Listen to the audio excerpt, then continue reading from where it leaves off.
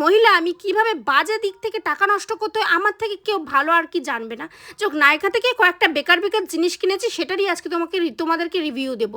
ফার্স্টে যেটা কিনেছিলাম সেটা হচ্ছে নাইকার রোজ প্লাস গোট মিল্কের একটা শীট মাস্ক। এটা আমি বলবো ভালো, কারণ এটা আমি 2 দিনটা ইউজ করেছি। কিন্তু নাইকার এই মাচা আই মাস্কটা কেন কিনেছি? এত বিচ্ছিরি, কোন রকম কোনো কাজ দেয়নি, অথচ 150 টাকা পুরো বাঁশ।